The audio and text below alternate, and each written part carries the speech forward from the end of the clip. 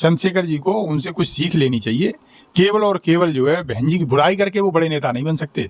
कुछ काम ऐसे करें कि बैकवर्ड के लोगों को भी लगे। बहुत छोटी लाइन खींची है उन्होंने। बहुजन समाज का नेता बनने के लिए बहुत बड़ी लाइन खींचनी पड़ेगी साहब, बहुत त्याग करना पड़ेगा। जो है बहन जी का इतिहास देख लो, माननीय काशीराम जी का इतिहास देख लो। काशीराम जी ने पूरा अपना जीवन खपा दिया और उसी को लेके बहन जी आगे बढ़ी, तो बहन जी भी देखो कहाँ तक पहुंच गई। तो ये 1-2 दिन में बयानबाजी करके कोई बड़ा नेता नहीं बन सकता। तो चंद्रशेखर जी, आप पहली बार के सांसद हैं, ध्यान रखो बहन जी की मान मर्यादा का।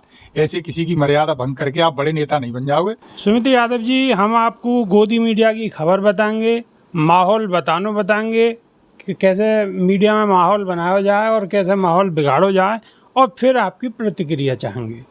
तो पहले हम जो माहौल बना रहे हैं, गोदी मीडिया और जो माहौल बनाने वाले लोग हैं, उनको कहीं नज़र है और कहीं निशानों है, तो उसकी पहले चर्चा करेंगे और चर्चा के बाद में आपकी प्रतिक्रिया जानेंगे। प्रबुद्ध वर्ग सम्मेलन में आज़ाद समाज पार्टी के अध्यक्ष और नगीना सांसद चंद्रशेखर आज़ाद ने भाजपा समेत बसपा सुप्रीमो मायावती पर जमकर निशाना साधा है। कही है कि बसपा सुप्रीमो बहुजन समाज का विश्वास खो चुकी हैं, अब समाज नए विकल्प की तलाश में है। भाजपा भी बहुजन समाज को आगे बढ़ता नहीं देख सकता। पहली दफ़ा झांसी आए चंद्रशेखर के मंच पर पहुंचते ही उनकी झलक पाने के लिए कार्यकर्ताओं में धक्का मुक्की शुरू हो गई। अवस्था फैलती देख चंद्रशेखर ने कार्यकर्ताओं को नसीहत देते के अंदाज में बहुजनवादी अनुशासन लाने की बात कही। तो सबसे पहली बात उनका ये कहना कि मायावती बहुजन समाज में अपना असर खो चुकी है, क्या मायने हैं? नहीं, चंद्रशेखर जी का रिमोट किसी और के पास रहता है, वहाँ से वो संचालित होते हैं। बहन जी आज भी सर्वमान्य जो है बहुजन समाज की नेता हैं, और जब कहीं ऐसी बात आती है तो अपनी आवाज़ मुखर तरीके से उठाती हैं वो। अब चंद्रशेखर जी ये क्यों बयानबाजी कर रहे हैं, इतने बचकाने बयान क्यों दे रहे हैं, समझ से परे है। चंद्रशेखर जी के भी मुझे तो कुछ कुछ बयान ऐसे लगते हैं कि वही किसी के बहकावे में आके ये कह रहे हैं। तो चंद्रशेखर जी को ऐसी हल्की बात नहीं कहनी चाहिए बहन जी के बारे में। बहन जी आज भी राष्ट्रीय स्तर पर बड़ी नेता हैं और बहुजनों की सर्वमान्य नेता हैं। तो चंद्रशेखर जी ऐसी बचकानी हरकतें न करें, इनसे बाज आएँ। जो है आप पहली बार सांसद बने, अपना कैरियर देख लो, बहन जी का कैरियर देख लो। बहन जी अपने उससे सांसदों को बनाई हैं, जाने कितने लोगों को सांसद बनाई हैं, कितने लोगों को विधायक बनाई हैं, मंत्री बनाई हैं, खुद मुख्यमंत्री रही हैं।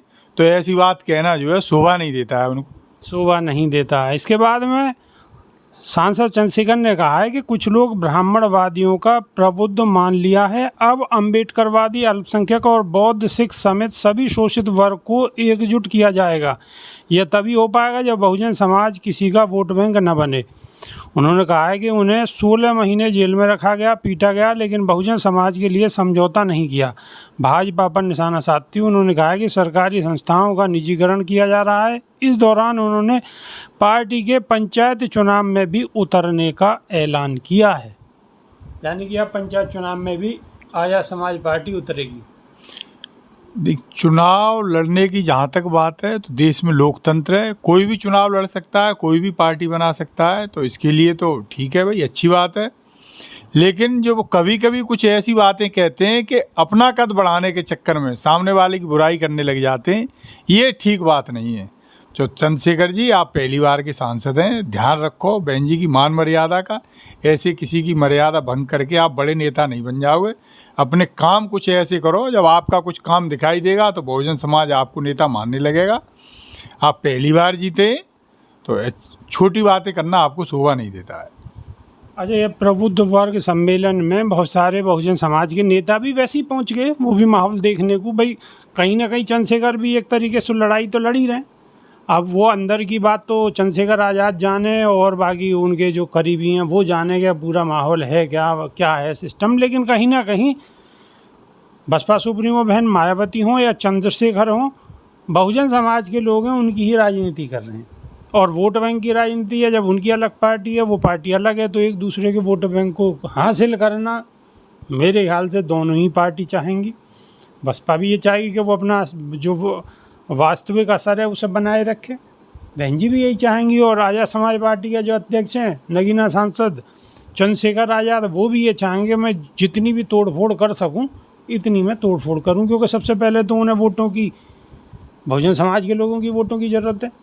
लेकिन बहन जी पे आज तक कोई भी सीधा सीधा निशाने से लगाने से बचता रहा है।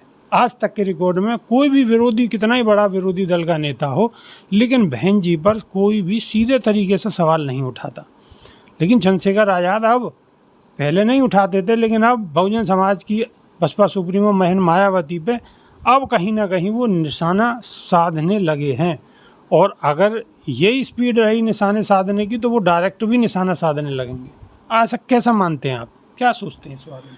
इस पे मेरा सोचना तो ये जो है कि बहन जी जब सत्ता में आई थी तो केवल एससी वर्ग के वोट से नहीं आई थी, उन्हें बहुत सारे क्या कहते हैं बिरादरी का वोट मिला, 30 बिरादरी का कहूँ, या मैं ये कहूँ कि बैकवर्ड के बहुत बड़े तबके ने उनको वोट किया था, तब वो सरकार में आई थी। तो चंद्रशेखर जी को उनसे कुछ सीख लेनी चाहिए। केवल और केवल जो है बहन जी की बुराई करके वो बड़े नेता नहीं बन सकते। कुछ काम ऐसे करें कि बैकवर्ड के लोगों को भी लगे, तो हो सकता है बैकवर्ड के लोग अपना नेता मानने लगे। कुछ काम ऐसे करें जो है जो अल्पसंख्यकों को अच्छे लगे, जो है अल्पसंख्यकों को हक की लड़ाई लड़ें। आज का दौर ऐसा चल रहा है कि अल्पसंख्यक जो है अपने आप को ठगा सा महसूस कर रहे हैं, तो उनको अल्पसंख्यकों की बात उठानी चाहिए, दमखम से उठानी चाहिए। आप युवा हैं, आप जोशीले हैं, तो उठाइए ना, आपको किसने रोका है? जो है और कहीं ना बहुत कहीं जगह शोषण हो रहा है। बिल्कुल, कहीं ना कहीं जो युवा हैं वो ज़्यादा फॉलो कर रहे हैं चंद्रशेखर को, जो बिल्कुल जवान लड़के हैं वो ज़्यादा फॉलो कर रहे हैं। हाँ, ये बात आपकी सही है कि युवा पीढ़ी उनकी तरफ आशा भरी नज़र से देख रही है, तो ये उनका भी दायित्व बन जाता है कि उनकी आशाओं पर खरे उतरें। केवल बहन जी की आलोचना करके वो बड़े नेता नहीं बन सकते हैं।